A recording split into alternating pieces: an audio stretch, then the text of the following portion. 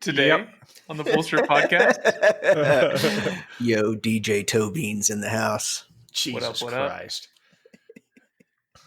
I was walking over to the computer and the cat was laying there and she had her fucking front paws all stretched out. I was like, look at them little toe beans. Hence DJ Toe Beans. Because you can put DJ in front of anything and it becomes legitimate, right? No, totally disagree. DJ whatever the fuck. Well, DJ fuck your is couch. DJ Frosty Tips. See, there you go. So Not for long. He'll do it again or something fucking stupid again. You know what? I just hope I never get a job where I don't have to look a certain way, because I'll fuck everything up. I'll get tats everywhere. If you don't have that constraint, you're like, oh god. Okay, my hair's green now. I have tats on every square inch of my body. Right. Check out my cheek tat. Which I don't have a problem with that if that's what you want to do. But when people fuss about, oh, I couldn't get a job here or there, it's like, but you know that. I'm not saying it's right or wrong. I'm just saying that you know that going in when you get tattoos on your neck or your face. Right. And a lot of those folks tend to be creatives, artists. If you're a tattoo artist and you've been doing it 10 years and that's how you make your money, I get it. Was it Travis Barker? Who did he play drums for? Blink-182, I think. Yep. And he said that he got the tattoos all up his neck and face so that he had no other option. Like, I had to make it as a drummer because I done fucked up. And it was like, I get it. Yeah, I mean, honestly, what you're telling the world, if you've done some shit like that and you're not sort of an elite whatever in your field, what you have done is you have said, yeah, minimum wage is fine. I saw a tattoo chart one time. It was funny like that. It was, the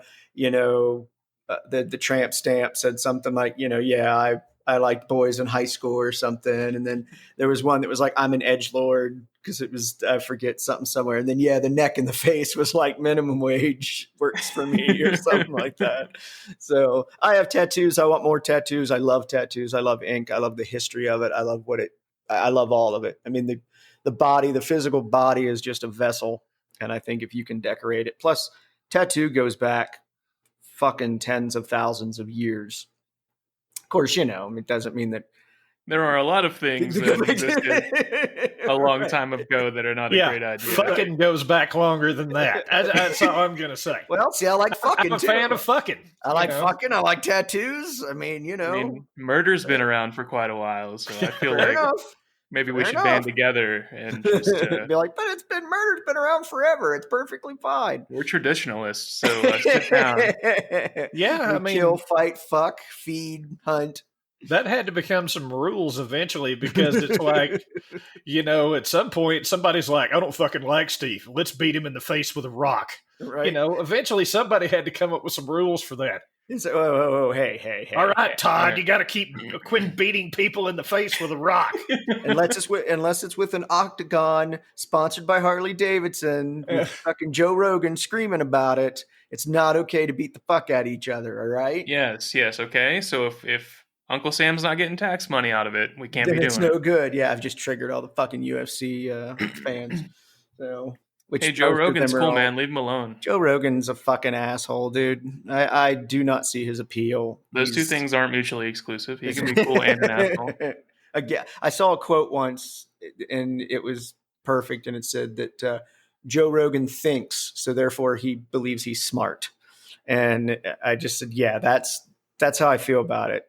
He's just like, stuff and things. And people are like, holy shit, he's a fucking genius. I'm like, okay, that's cool. Well, his fan base is a little fucked, but I think he's pretty cool. He knows he's an idiot. Yeah, I think it's really, honestly, I think you nailed it. It's not that I have beef with Joe Rogan in and of himself. I don't know the guy. It's his fan base, right? The people that worship at the altar of Joe Rogan. Joe Rogan said, I don't fucking care. I have a problem with people that worship at the altar of anybody. Exactly. And so there's what with Dr. Oz. He was another one, Oh, right? fuck that motherfucker. Don't See, get I've me had started. family members that, oh, Dr. Oz. Oh, fuck off with Let me him, dude. guess. Next, fucking Dr. Phil said. But yeah, Dr. Phil Since we're said talking about totally real, legit doctors. one's not a doctor. One's been debunked so many fucking times. I think he's like a robot one day. He's just gonna be like that. Well, he's actually branching out into other shit now, so he can make money. There's like some kind of like Dr. Oz true crime because I don't think his name is fucking selling echinacea and shit like it used to. That's all I'm Right. saying. It becomes a brand, man. It's like Kiss Dr. and Oz fucking deep Metallica. dives into unsolved mysteries today. So today on the Dr. Oz podcast, we're going to go into the Dyatlov Pass incident, and we're going to try to figure out what really happened.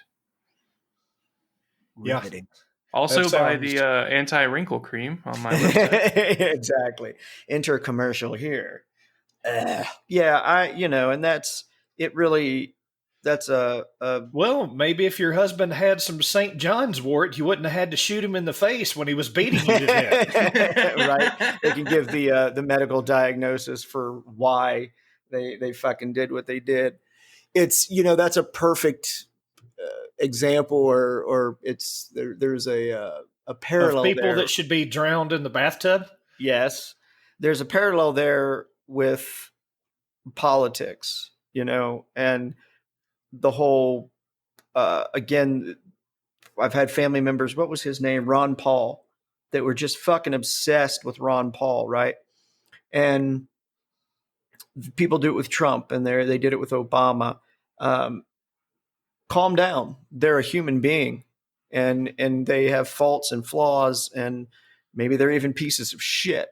So just calm down with that nonsense of worshiping another human being. Right. I will say Ron it's Paul, freaky. I believe, is one of the last modern true conservatives that actually believed in, okay, we need to get this deficit spending under control. But that's about it. But I'm not like a Ron Paul follower. I like that thing about him. Exactly. Just like with Joe Rogan, I love Joe Rogan's comedy. As far as comedically, he cranks out some really, really funny shit. But do I wholeheartedly endorse everything that the man believes in? No. I mean, he's a person. And I've actually had this discussion before that we shouldn't put people up on pedestals, worship at the altar of blah, blah, blah, because they're still fucking people. That's why I don't want anything named after any more people, because it's like Joe Rogan said. But he did DMT once, and that makes me like him because I also like drugs. Well, and you're right. The idea of naming things after people, and now we're going back, and cancel culture is wanting to wipe out all of these fucking places and people. I'm not sure why in the fuck we ever named things after Confederate generals and shit anyway. They lost. There's not another single country that I can think of that is as, if they do, I don't know about it, meaning that it's not as public as the United States does it, or as prominent as the United States does it. But the idea that you would have this insurrection, you would have this civil war, and you would name things after the group that lost. Again, I mean, a lot of countries have had civil wars. Some have had fucking multiple civil wars, but you don't start naming shit after the losers. I disagree. Who? I mean, I don't know. That's what I said. I don't know. Who else has done that? All right. Well, I don't, as far as like other countries and whatnot, I still disagree. It's not the Confederates were not the only people that lost that got shit named after them. Have you ever been in any street that was anywhere that used to be Indian territory? I mean, like half the fucking names in Wisconsin, they're, Indian names, a lot of shit in Louisiana that's in, like, if you look at it, you're like, how the fuck do you even pronounce that? Like That's different, Ponchatoula's. though. That's different. I'm going to argue that's different, because they lost, but we came over and murdered them. Like Yeah, and that then I we just feel celebrate like, their culture weirdly enough. yeah, No. I feel like Listen, that's listen. different. We didn't murder them, all right? We came over. We broke bread. Uh-huh. That was Thanksgiving. Uh-huh. All right, it was very peaceful. Mm-hmm. And then they said you can have all this land, Mm-hmm. so we just took it. They just Yeah, gave it yeah. away. They were like, "Hey, if you totally want to live in this place, that's cool. We'll just go somewhere else." Did you go That's to what school in happened. Mississippi by any chance? Did The you South. get your education in the fucking South, somewhere below the Mason-Dixon? I'm just curious. Yes. Yeah, I said, yeah, as a matter of fact. So what happened was then we told them, we're like, you can have this land, right? We're not even going to tax it. No taxes. You can do what you want. And then they stood casinos up, and we're like, oh, hang on. So maybe a little bit of taxes come off of this land. I love the fact that the Native Americans popped up casinos, and I love that. I do. Well, they Oh, I knew do too. they were like, I we have love that because they were we have like, oh, land. okay, yeah, like it is. Pop, and they're like, no, we're going to make money, and we're going to feed a bunch of white people's addictions. I fucking love it personally, but I'm an asshole. I've never tried to hide that fact. Personally, I think they should be allowed to go a little further. I believe they should be their own little private island, and if they want to legalize, shooting black tar heroin in your neck on the reservation, right? Fuck yeah, dude. let's really bring some shit full circle. Hell yeah. This is these are the types of political campaigns I could get behind. You know? So your entire Black tar platform, heroin in the neck. Yeah. Yes, sir. your entire platform is going to be that Native American reservations are sovereign countries. Like that's Basically, yeah. That's, The fall of pasty white people is really what I'm after. Yeah. I want to watch the world burn. So and that would be a great way to do it. Yeah, I think that's different. I see where you're going with that. You know, I've got friends that are from Wisconsin, and they tease me about the way I pronounce different cities and stuff. Harley's there's a big Harley shop up Wisconsin Harley Davidson, I think is Akanamawak. A matter of fact, he was like, hold on a second, and got his phone out. He says, I want you to say that so I can send it to my sisters and they can laugh at you. And I'm like, no. I was going to say I don't, purposely go out of my way to embarrass myself. But hey, here I am Bullshit. doing a podcast with you two fuckers. So, but yeah, I think that's different. One and two, there probably are other countries where that happens. I feel like the U.S. There's some of these people are very proud of it. You know, I had family members on my ex-wife's side that called it, still to this day, called it the War of Northern Aggression. The one guy wrote a couple of books. One of her uncles wrote a couple of books, and one of them was about that was creepy, man. One of them was about, the South, all of the atrocities that the North, laid upon the South and all that. And during war? Crazy. Yeah, right. Well, why they went to war, that it was justified and all that. And it's like, y'all were trying to keep slave labor, dude. I mean, yeah, there were other reasons, I get it, but the money you were making by not having to pay people a fair wage, fuck, we see it nowadays. It's not slave labor in the same sense, but people are you pay as little as you can and you make as much profit as you can. And I get that's capitalism to some degree, but I also personally believe that the numbers show that you could calm it the fuck down a little bit. Does a CEO need to make $100 billion dollars? What was it I read somewhere the other day that a CEO for an average company makes in an hour or a day or some shit like that more than the average employee for them makes in a year. And I'll have to find that because I'm sure I'm butchering it. But basically, you sure it wasn't a billion jillion-y dollars? It might have been a billion jillion. I get the two transposed a lot. So yes, I understand. Yes, it's ridiculous. If you look at it analytically, forensically, and as cold as fucking possible, and you literally take humanity out of the equation. The rise of the West was fueled by slavery and cheap labor. And when I say the West, I mean Europe, I mean the U.S., the whole nine. The rise of the economy pre-industrial revolution was fueled exclusively by cheap labor because they didn't have a better way to do things at that point.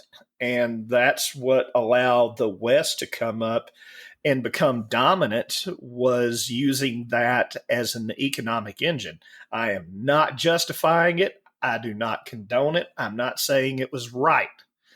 I'm simply stating historically that slavery is what put the West ahead of everyone else. That allowed money to flow, and when the money was flowing, that allowed societies to grow in the whole nine. Well, you tend to get a lot more profit when your cost of operation is fucking zero. Exactly. Yeah.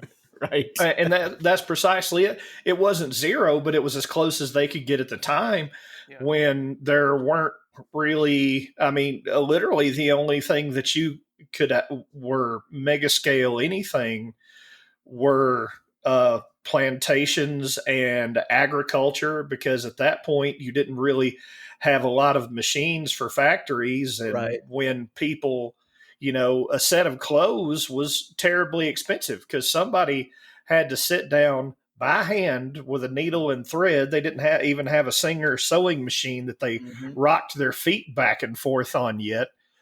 Everything was hand stitched, handmade.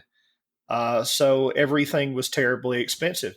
And being that labor would be your biggest cost, right? The person sitting there doing it is going to be your long drawn out cost of everything. So yeah, if you're not, dude, I love when I hear people say, there's two things that I hear all the time, and it's like immediately the little racist box gets checked above their head in my mind. Is one, well, their fucking ancestors sold them, or their people sold them to the fucking white people.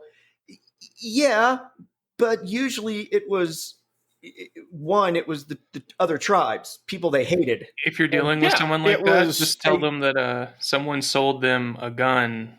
Right. And that was going to be my other argument, right? Is that, okay, so if a drug dealer sells somebody heroin and they die, is that drug dealer it's not, there's some fucking accountability there. We were still they were still buying people. It doesn't matter who was selling them. You were still buying fucking people, dude. Right. Fuck off.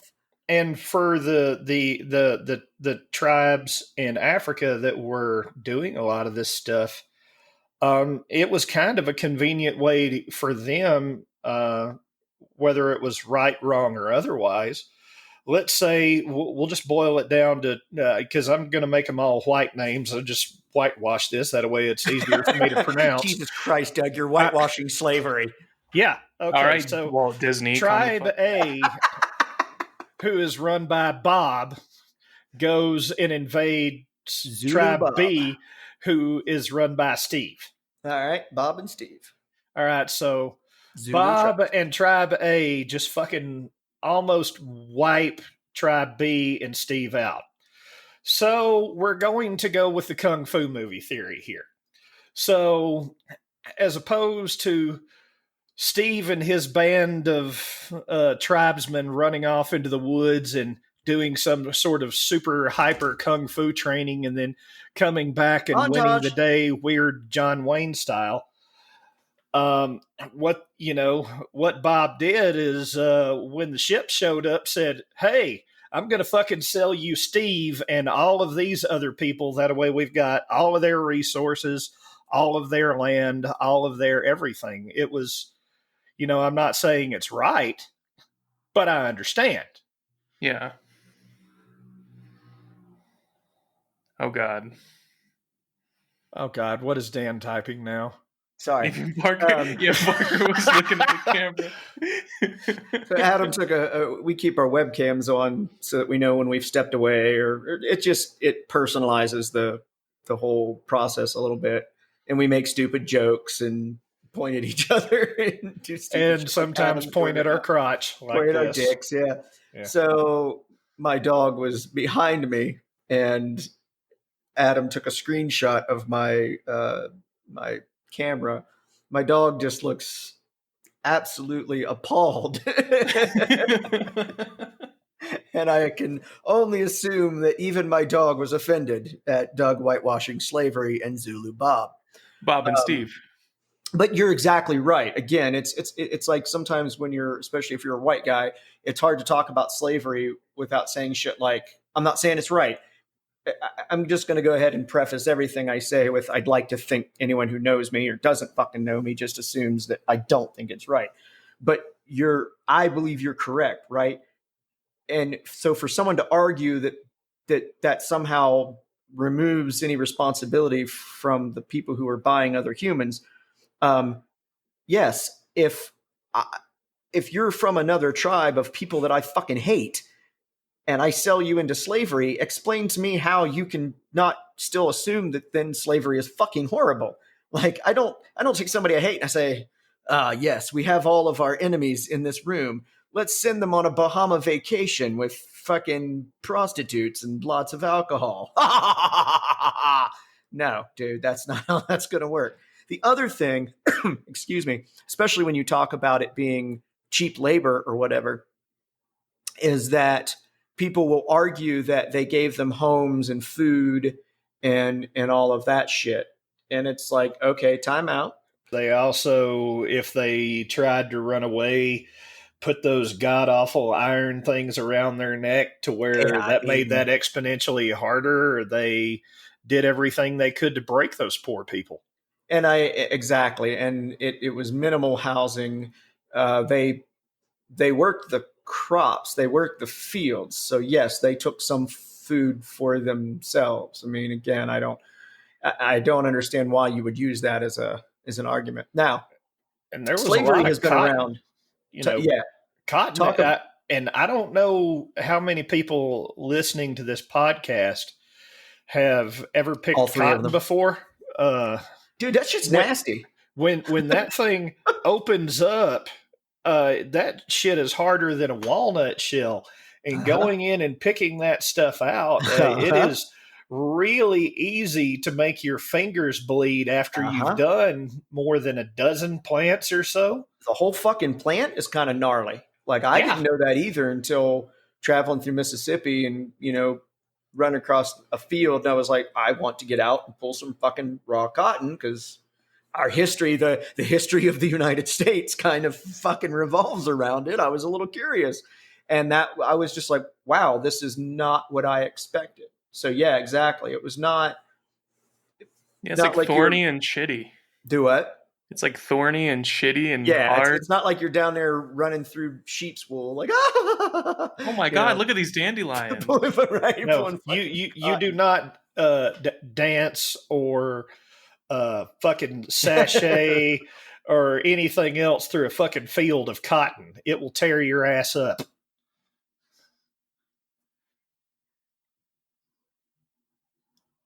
No, not at all. It's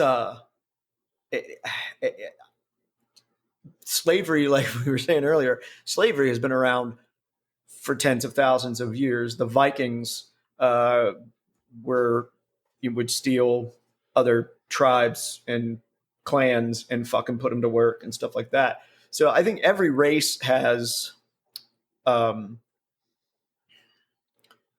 been a part of slavery. I think the difference is that with the U.S., someone can fact check me, it's one of the most famous cases of being taken from one country and brought to another one to work. I mean, my understanding, or at least my understanding of the history of slavery in other cultures, is it did tend to be within the same culture.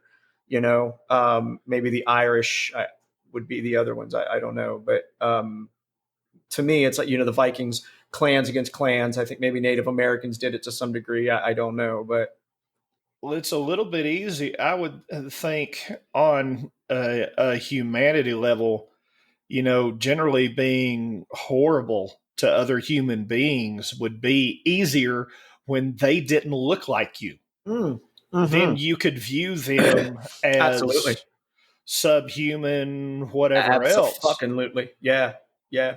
And again, I think that's where it comes from. And one thing, and I've kind of argued this lately, and some people get it, some people don't, is I see the word racist thrown around a lot. And there is a shit ton of racism in the world, in the US especially, regardless of what people want to think. But honestly, I think where most people stand, it's not racism, it's prejudice or prejudice. There's people have beliefs of other cultures that they don't like or don't understand, and so they kind of lump everybody into it, whether or not they think that that human being dying is less, heinous than a white person. That I don't necessarily think is the norm anyway. For me, I have Prejudices.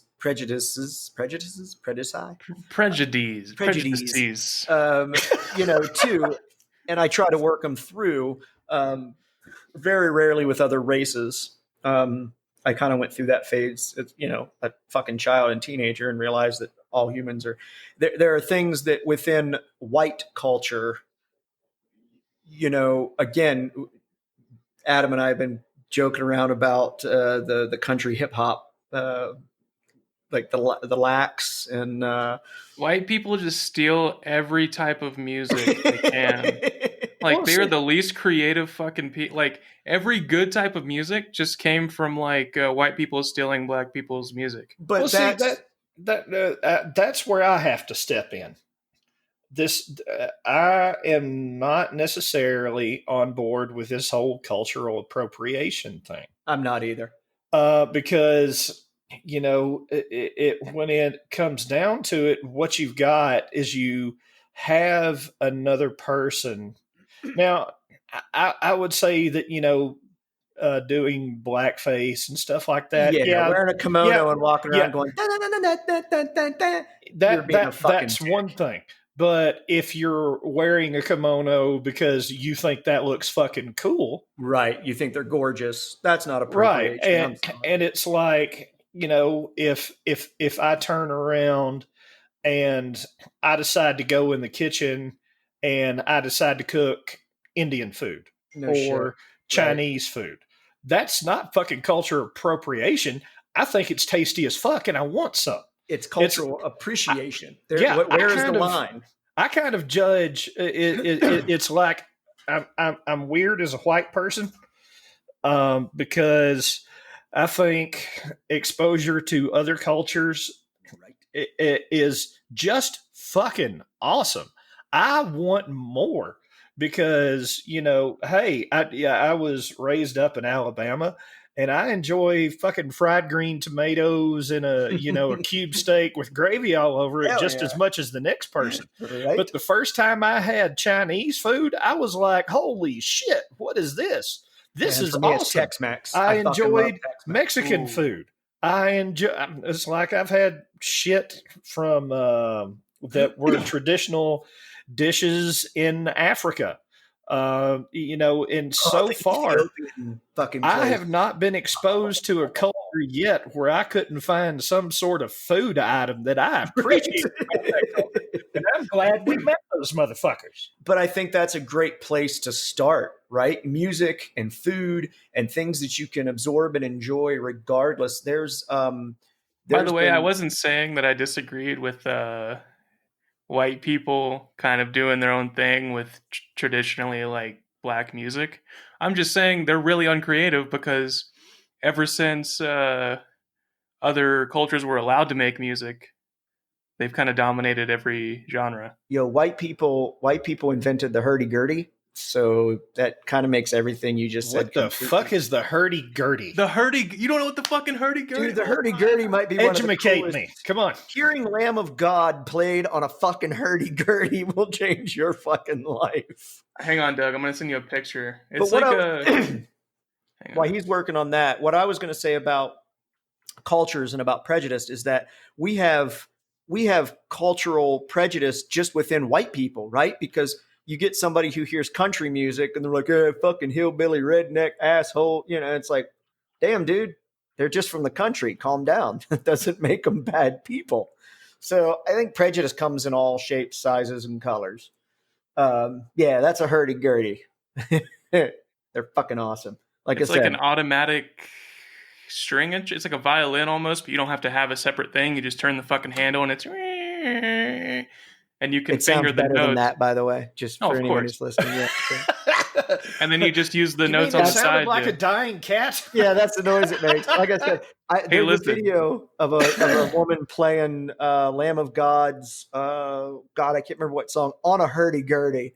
And I was just like, all right, you win. It's a cool instrument. On Sea of Thieves, you can get a hurdy-gurdy, right? Like everyone on the boat can pull out like their instruments and you can do a fucking band session. Hell yeah. And if you get drunk enough on the game and start playing it, it plays it wrong. And that is what it sounds like when you play it in the game. I take offense to that. When I was still playing live music, getting shit-faced made me sound better. I know, because I heard me. It made it sound better to you. Kind of like when you get drunk, you get way funnier to you. Oh, well, I obviously do. Just add alcohol, man. Saying.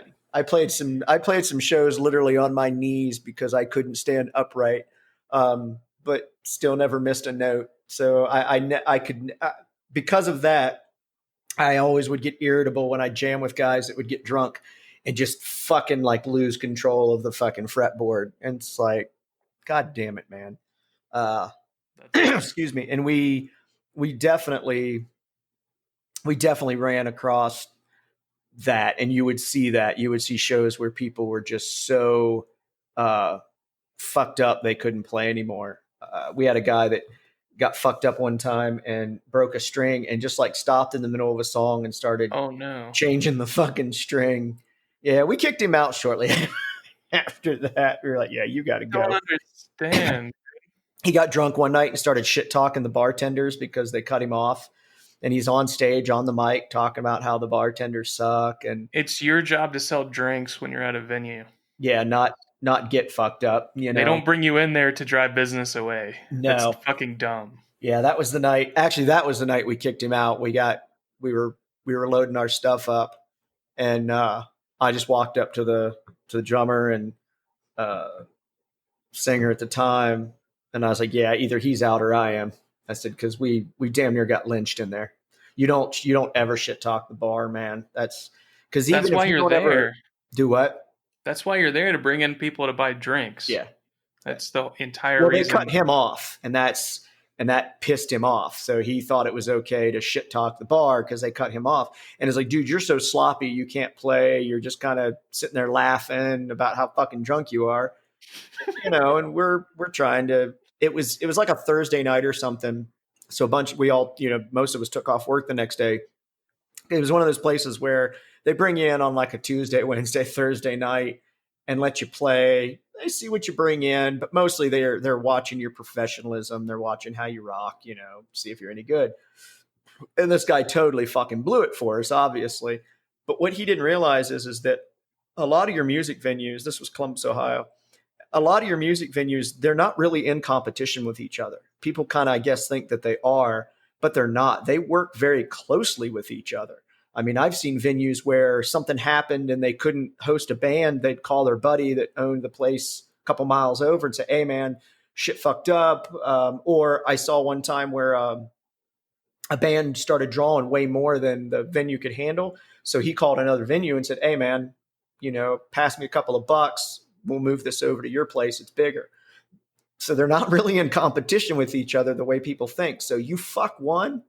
And I'd say nowadays they've probably got like message boards and shit. They've got their own little Facebook. Comedy fucking group chat. Are the exact same way. It makes sense. Any entertainment venue. There's, there's 7 or 8 groups out there in the comedy scene that they can absolutely make you or break you. Sure. And one of the things, if you ever fuck around and decide to take some comedy classes, what they will tell you is to make sure that you record at least audio of every performance that you ever do, because people have attitudes, and sometimes you'll have person A that owns a place, and you got person B that's the manager, and maybe the comedian walked in, the manager said something shitty, and the comedian made a joke about it, and then the manager decides that they don't like that comedian anymore. Right. And Spreads the they word. accuse them of doing things like going under time and using a lot of swear words. There are, when you're not very big, That's you've fucked. got to draw in as big an audience as you can. And so you stay away from swear words, you stay away from edge material up until you can build yourself sort of a following, and then once you're big, you can kind of do whatever you want. Yeah. But there have been several instances where you'd get a manager of a club that decided they didn't like somebody, and they would put shit out there saying that, this guy sucks, blah, blah, blah, blah, blah. And then, the comic walks in, plays the fucking audio recording or the video recording to the owner. And the owner is like, okay, manager's fired. And then they put it out that no, all of that stuff was bullshit. So you have to walk around with a body cam on to get into the comedy industry? That seems excessive. No, most people just use their cell phone nowadays. Jesus Christ. That's still, to have to, record that much. But again, the same thing has happened in music. I know bands that got blacklisted. Where the band I was in, we got blacklisted from some places, similar situations, right? The whole story did not get told. Oh, well, they did this and they did that. And it's like, bro, yeah, but you're only telling half the fucking story here, But then we also had a very positive reputation. We played the Alrosa Villa a lot, and we got a very positive reputation there with the Catellas, the folks that owned it. I think they still own it. Of being, again, professional. We did what they asked us to do. We hustled to get on stage and fucking get set up and stuff. Most sound guys liked us because we didn't fuck off on stage and try to, tune and fucking swallow the mic and shit like that. But the thing is that the guys that I was in a band with, we all had a very similar concept of professionalism, and that you got a lot of bands out there, and right, the venues can make and break you just as easily as a crowd can. Because if you get a reputation of being a cock smooch, from sound guys and stuff, then every sound guy that you run into that's part of that same little crew, it's these cock smooches. Okay. And about halfway through, they're like, all right, you're good. And you're like, but I can't hear myself. Yeah, shut up. You're good. Okay. So if you got a reputation of working with them and stuff, dude, anybody out there who might be a musician or aspiring musician, let me fucking clue you in on something. The sound guy can very much make or break you, my friend, because their mix, if every other band sounds great and your band sounds shitty, no one's going to blame the sound guy. No one's going to say, oh, the sound guy sucked. But like if he dips all the fucking mids out of your sound or fucking whatever, no one's going to know it was him and no one's going to fucking care. So I'm not saying suck his dick, but act right. Maybe buy him a pizza. We've done that too, man. Had some pizza and told the sound guy, hey man, you hungry? Fuck yeah, I'm hungry. Come get some pizza, bro. Come get some pizza and turn up like 50 hertz. Right, exactly. And bump us. And we have had a few sound guys that you could just see that they were bumping the fuck out of us. You don't hear it as much on stage, but it was like, yeah, they cranked us. And so that was kind of cool. But I guess that kind of goes with anything, right? Is try to be a decent fucking human being, and typically people will treat you half fucking decent in return. Yeah. So, I'm a huge fan of that. I try to be polite to just about everybody else I run into because, I have had those situations before in my life to where, I may have been, well, not may have been, I was shitty to somebody because, it was more or less blood in the water. I sensed a vulnerability. I made it funny and more or less ostracized people in front of everybody else. And like 2 years later, it came back to haunt me in the most horrifying way possible. It happens. I am a believer in karma. So even it's like even people that I disagree with, I try very hard not to crucify somebody. Same. I try to keep that conversation in that, okay, let's be constructively critical in a manner that doesn't necessarily tear somebody down. Let's make this an exchange. I'll tell you what I think, but not in such a manner that I'm going to rip you open, because the sad part is I'm really good at that and I have to keep from doing that often. There are people right now going back through our catalog of podcasts to prove that you are a liar and that we do rip people open. Well, that's this is We've one of those eviscerated things. a person or two. Well, the thing is for me, that's what this podcast is. This is a place Us being dicks. where I can be sort of unfiltered. Maybe not to the extreme. No, and the people that we go after and are, in my opinion, folks, stereotypes of people that I have dealt with, that I tried that to do what you were saying, to be, understanding. I try to play devil's advocate a lot. That. I try to see other people's sides of things. But when I've put forth that effort to try and understand you and to try to work with you, and you've just been an obstinate fucking prick about it, I'm over here unlacing my gloves. Like, all right, we can bare knuckle this asshole. That's fine. So that I think that's we don't approach everyone in our lives the way that we approach certain groups, stereotypes, generalizations on this podcast, right? That's like you said, that's a culmination of everything that we think about and dislike, and we get to come on here and vent and pop off at the fucking mouth. Hell yeah. Hell yeah. And I encourage people, we've been discussing different ways of getting this podcast out there, YouTube, things like that, media.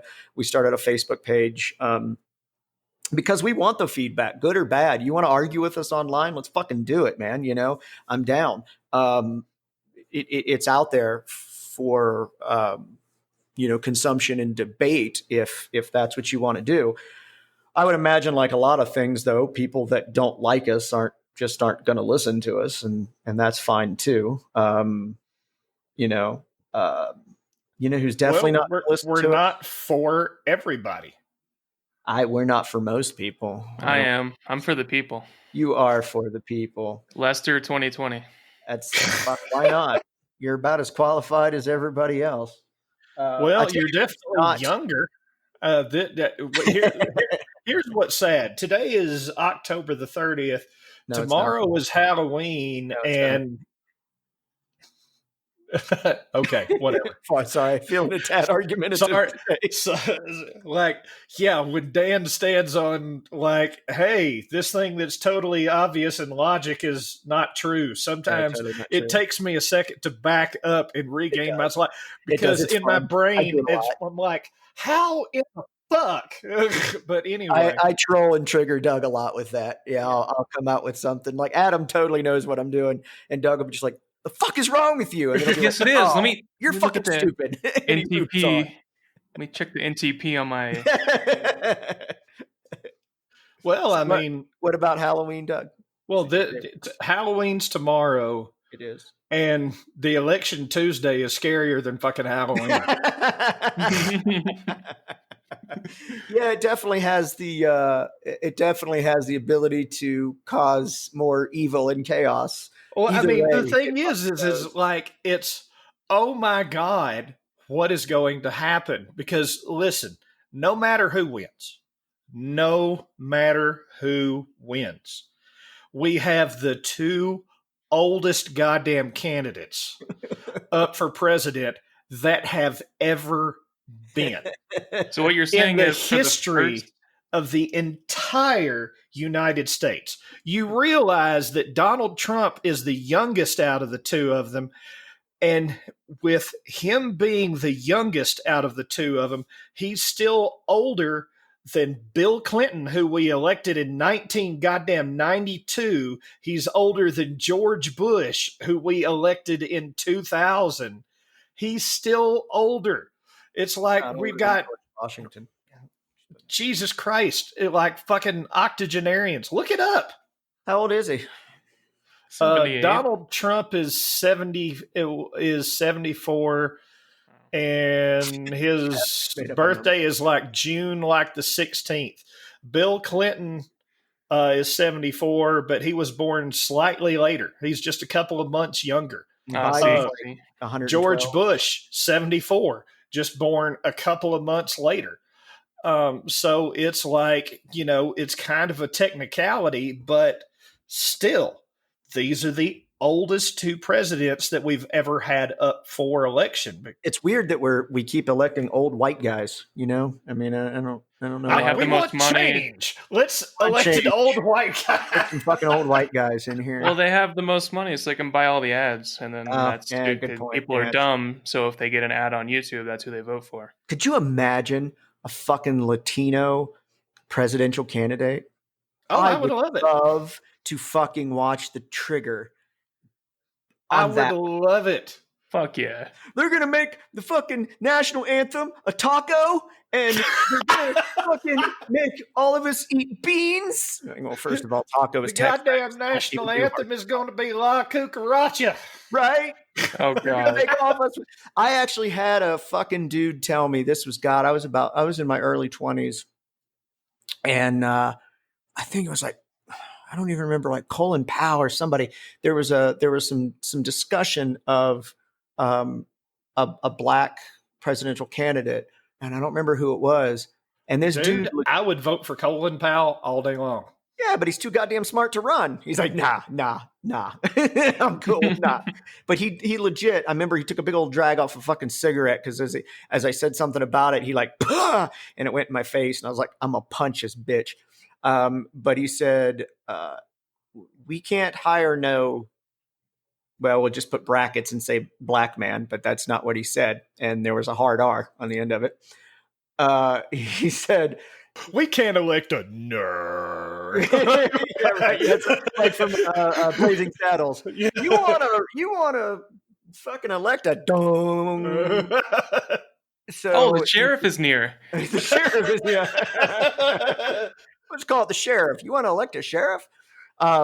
He said, if we do that, he's going to make us all slaves.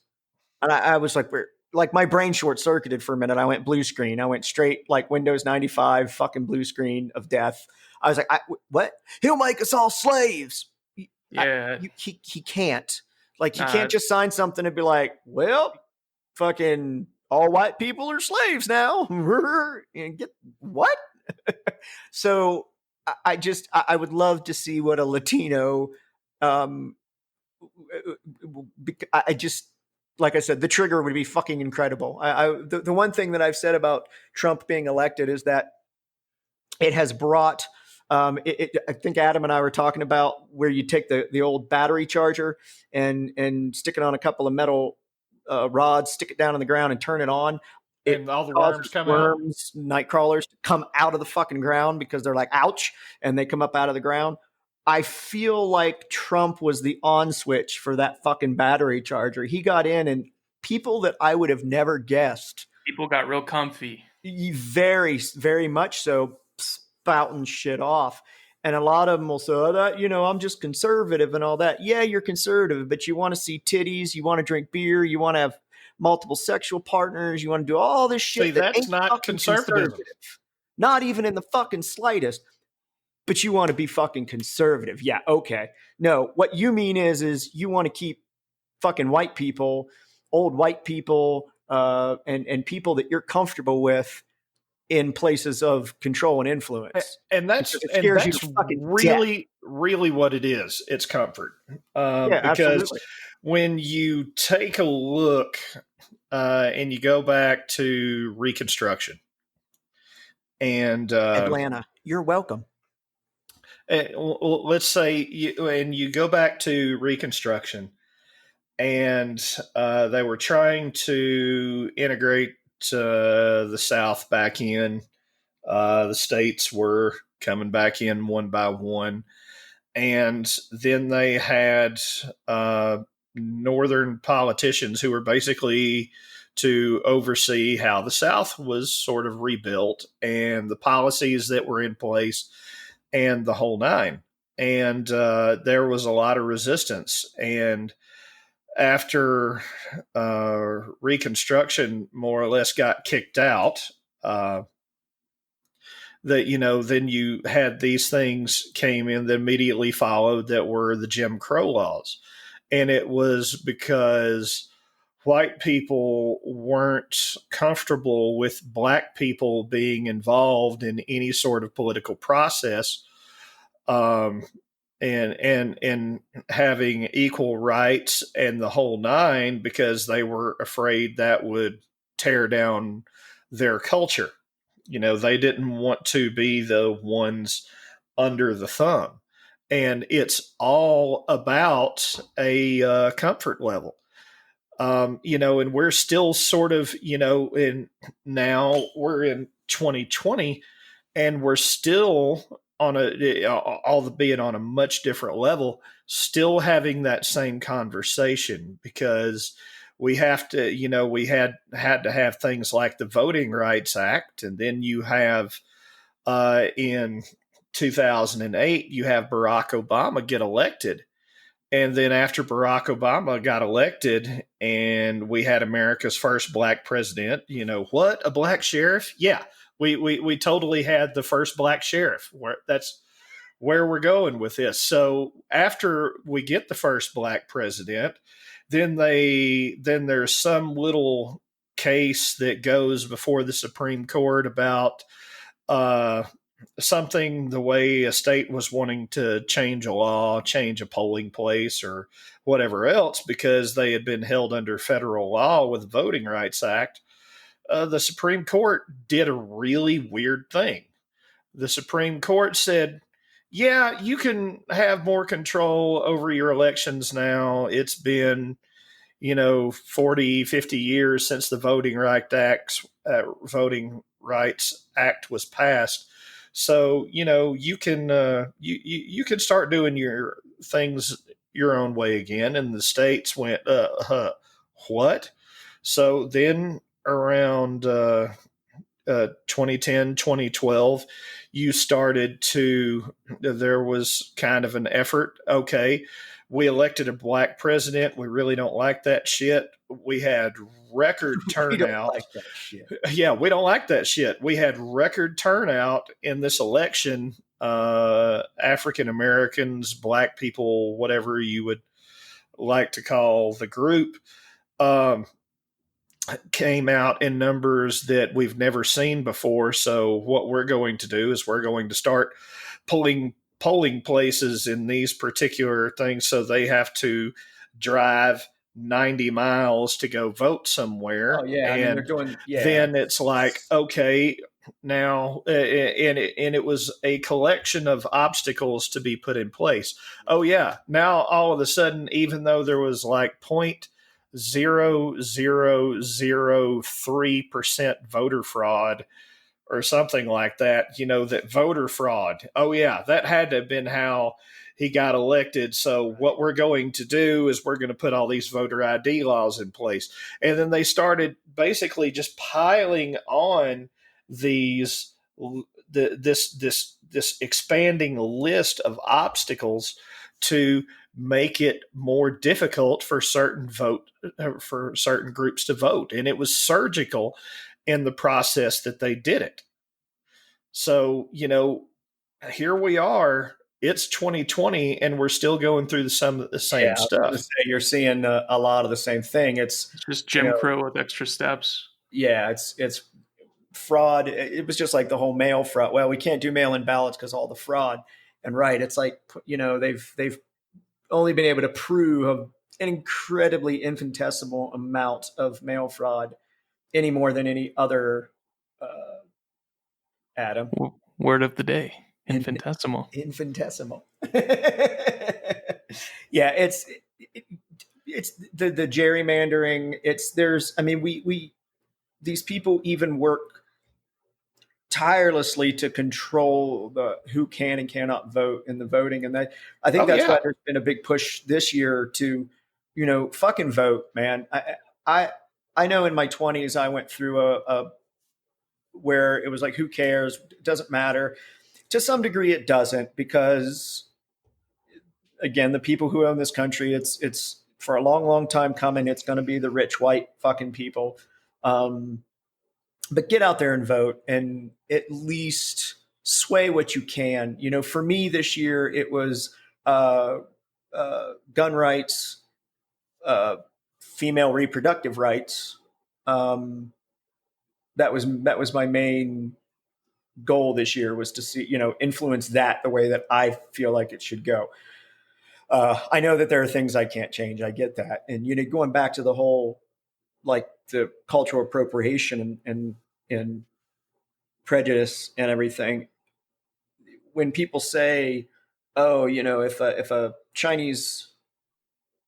person of Chinese descendant, I don't like saying Chinese American, because I think that still ostracizes and makes them less American, right? If you say, that'd be like calling me an Anglo-American. Saying black, African American, I hate that term. I grew up with black and white. I have friends that are black and they say black and white, and I'm like, okay, everybody has their own opinion on that. But when you say African-American, Chinese-American, Vietnamese-American, they're just fucking American, bro. That's what America was, is that a melting pot. That's where I'm at. So if we had a guy of Chinese heritage, whatever, that became the president, and people are like, oh, he's going to make fucking Kung Fu the national movie or whatever.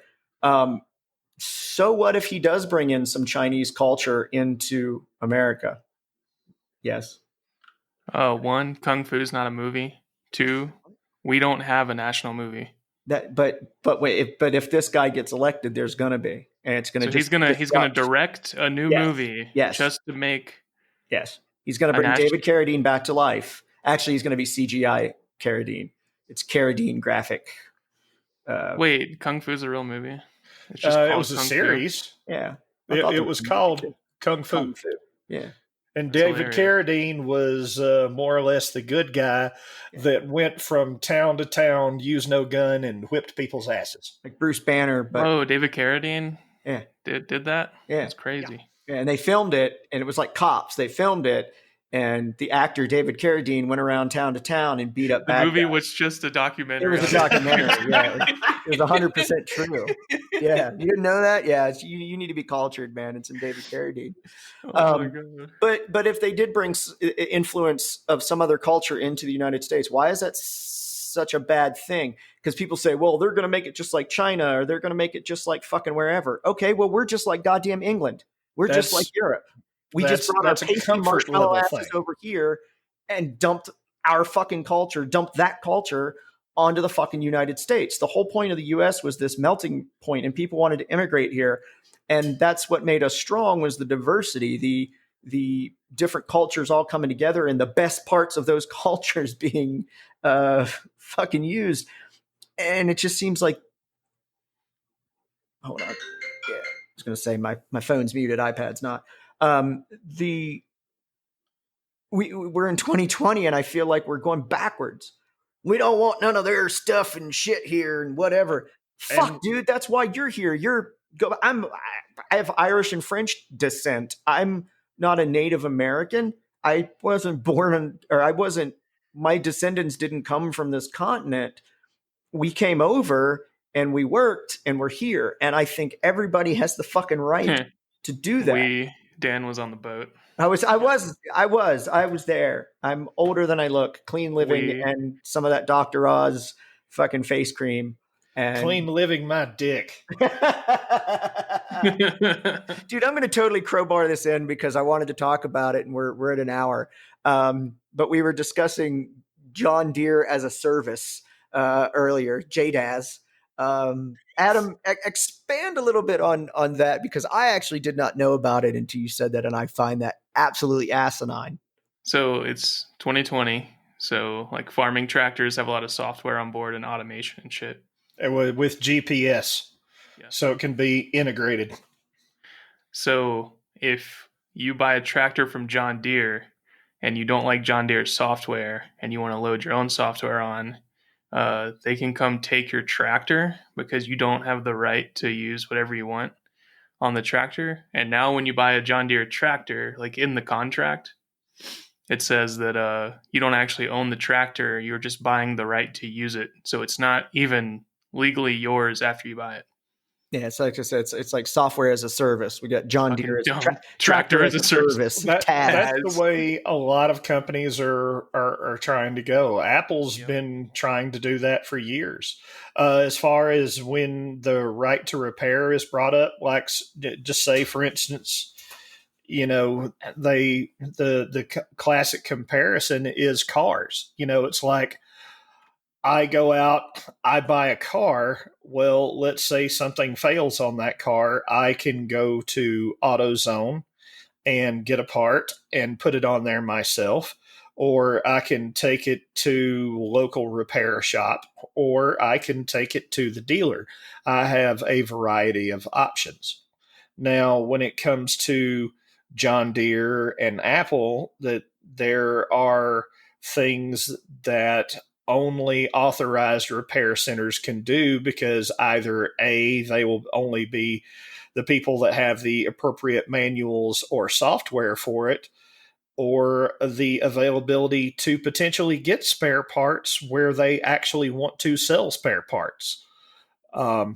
So they're very controlling about that. I would encourage anyone who isn't educated on the subject, look up a guy called Louis Rossmann. He does a lot of YouTube videos. He owns a computer repair shop, and he is not a fan of the way Apple does stuff. And see the guy that he's like a dark-haired Jewish dude that just cusses a lot. That's who I think it is. I love that guy. Sort of, yeah. But what he'll talk about is they'll have, a phone, or most commonly a Macintosh or a Mac Pro or something else of that sort, to where they will have a very simple part that probably costs $5, but they can't source that part from anywhere because Apple has controlled that spare parts thing to where the people that actually make the part that goes in their machine can only sell to Apple and cannot sell to third parties. If anybody tries to come up with a third party, because I mean, anyone can look at a piece and a part and go, okay, I got some circuits, got some, whatever, I can do this. Apple will sue the fuck out of them. Mm-hmm. And even if it's not a legitimate suit, if you're some manufacturer who's making parts for the electronics industry and you've got somebody like Apple trying to sue the fuck out of you, it goes back to the comedy club. Well, they actually have been losing to iFixit. Mm-hmm. Like, they're a pretty big distributor. I've used the fuck out of some iFixit. I've got some parts for my phone right now. I got a new camera after I melted my old one, and I ordered it from iFixit. It's a whole kit to repair it, and I'll do it myself. Yep. I love them. And people say, well, then don't buy Apple. But the thing is Samsung, Google, everybody who manufactures hardware is going that route because they know they've got you by the balls. Just like John Deere, they do make some equipment and some systems that either you can't get anywhere else, or what will happen is that over time, all of the manufacturers will do it. And people say, well, you you have an option. But do you?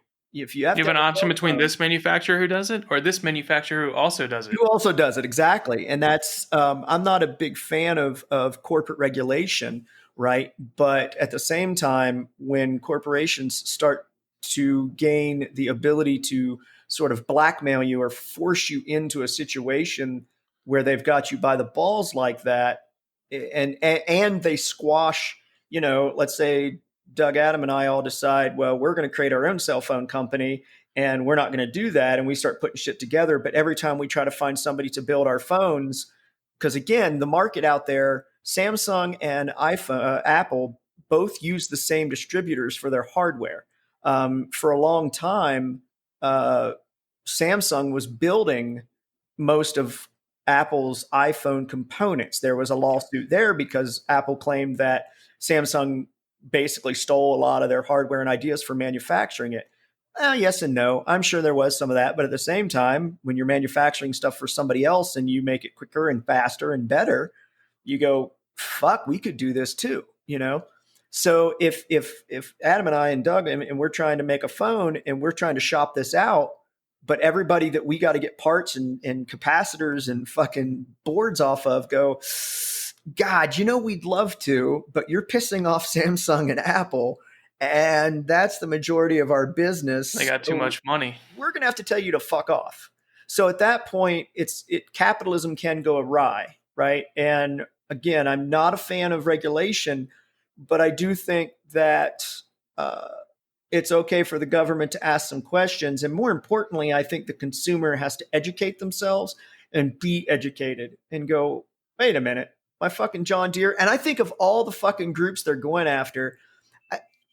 But you know what? And this kind of just popped in my head. I was going to say, you're going after the farmers. But the thing is the companies that are using a lot of this John Deere technology and equipment and all that are your mega farms. They're your huge corporation farms, and they don't fucking care. The tax write-offs and the bean counting fucking shifting and shit show that these people do to keep from paying taxes on billions of dollars, they don't care.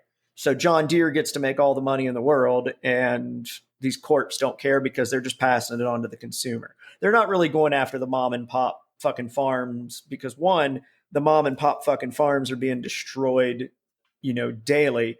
And two, they're not buying these big sophisticated combines and things of that nature in mass, and again, there are other, like Doug said, there's Kubota and a lot of other companies out there that do what John Deere does sometimes better.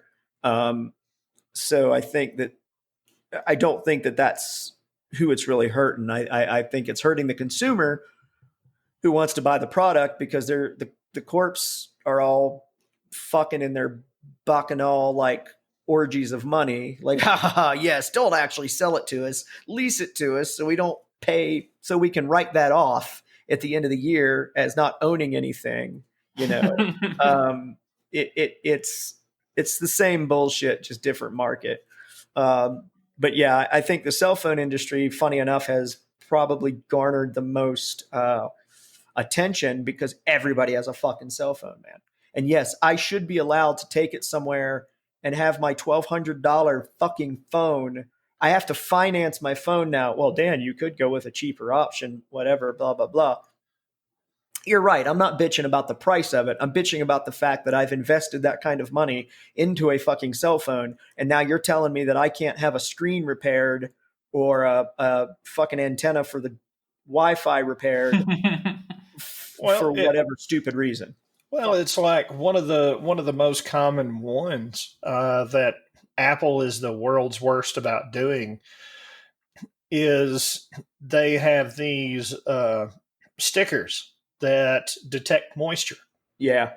Oh, that dude had a video on that. And I remember that. If you get your device, and the funny shit about it is there's a lot of these devices that they've got fucking moisture stickers in that they'll turn around and show Dude Man using this same device as intended, riding his bicycle through the fucking rain with it on, and, water drops bouncing off of the motherfucker. But let's say one day you crack your screen on that same phone, and you take it into the repair shop, and they've got those little stickers. Oh, that little sticker is not purple anymore; it's white. You got this thing wet. Your warranty is void.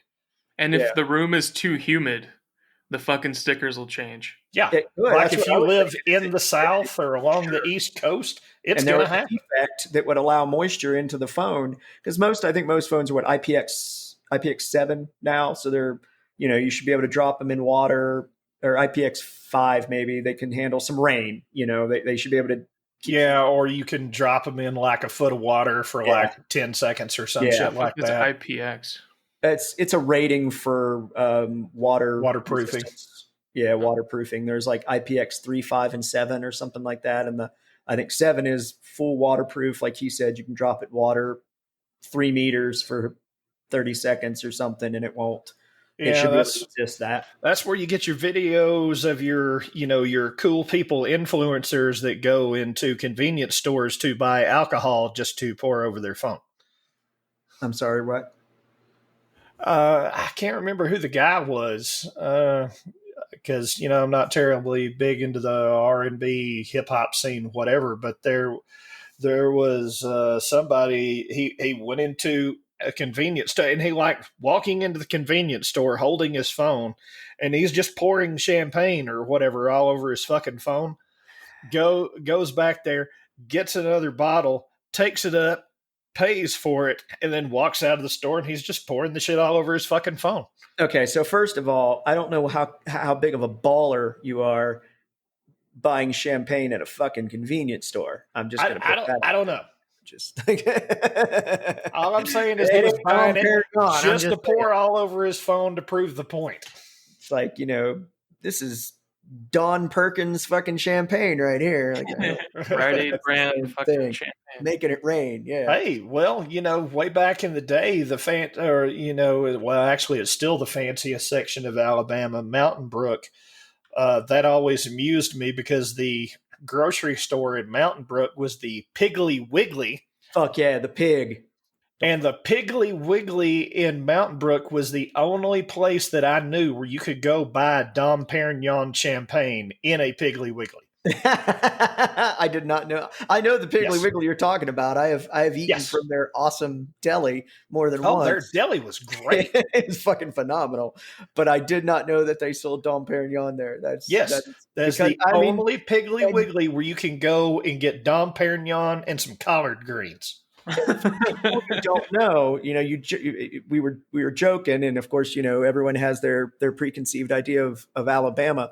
But Mountain Brook had a lot of old banking money. If you look up your history, you'll find that Birmingham had a giant banking industry. I think they still do, right? But they had a giant banking industry pre-Civil War or right after the Civil War. I can't remember. But anyway, so they had that, and then railroad money. Birmingham had a lot of railroads.